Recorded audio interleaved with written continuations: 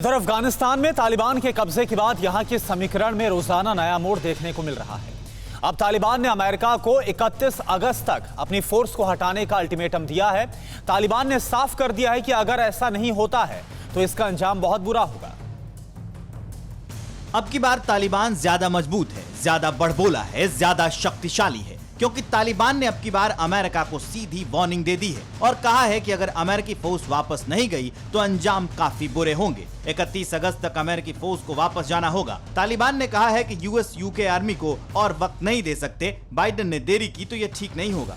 असल में बाइडेन ने कहा था कि अमेरिकी फौज 31 अगस्त तक काबुल छोड़ देगी। तालिबानी प्रवक्ता सुहेल शाहीन ने साफ कहा है कि अब ये अमेरिका के लिए रेड लाइन है। अमेरिकी सेना को तय वक्त पर जाना होगा। अमेरिका को काबुल में बने रहने की जरूरत नहीं है। यूएस आर्मी काबुल में रुकी तो अंजाम बुरे होंगे। यूएस हो या यूके, किसी को अब और वक्त नहीं दे सकते। यूएस आर्मी को पूरी तरह से अफगानिस्तान छोड़ना ही होगा। तो इन सब बयानों से ये बात तो साफ हो गई कि तालिबान अब की बार अमेरिका को भी चुनौती देने के लिए तैयार है और जल्द ही अमेरिकी सेना को तालिबान खाली करने के लिए धमका रहा है।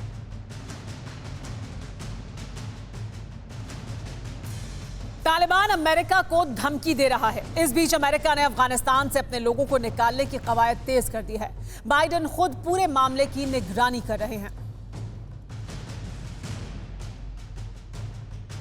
अफगानिस्तान में तालिबान राज की वापसी और लोगों के साथ हो रही बेरहमी के बीच सेना हटाने के फैसले पर आलोचना का सामना कर रहे अमेरिकी राष्ट्रपति जो बाइडेन ने अफगानिस्तान संकट पर तीसरी बार देश को संबोधित करते हुए कहा है कि The security environment is changing rapidly.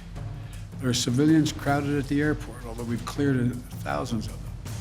We know that terrorists may seek to exploit the situation and target innocent Afghans or American troops. They're maintaining constant vigilance.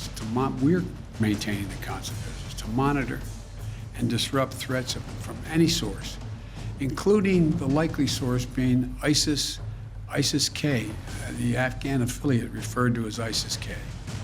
But we're under no illusions about the threat. I said on Friday, ISIS-K is a sworn enemy of the Taliban.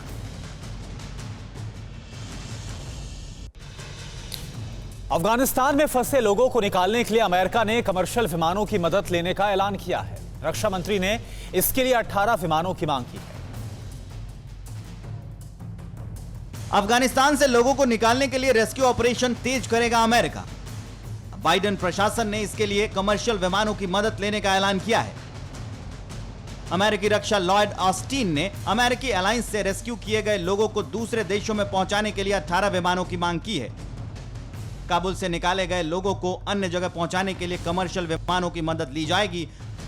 Biden प्रशासन ने अमेरिकी airlines से 18 विमानों की मांग की है। अमेरिकी एयरलाइंस एटलस एयर और डेल्टा एयरलाइंस से 3 और यूनाइटेड एयरलाइंस से 4 विमान मांगे गए हैं।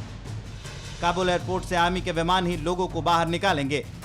कमर्शियल विमान काबुल एयरपोर्ट से उड़ान नहीं भरेंगे, बल्कि आर्मी के विमानों के जरिए पड़ोसी देशों के एयरपोर्ट पर पहुंचाए गए अफगानी नागरिकों को उन देशों तक पहुंचाएंगे जिन देशों ने अस्थायी रूप से शरण देने को कहा है। अमेरिका अब तक अफगानिस्तान से करीब 35,000 से ज्यादा लोगों को निकाल चुका है और उन्हें सुरक्षित स्थानों तक पहुंचा चुका है।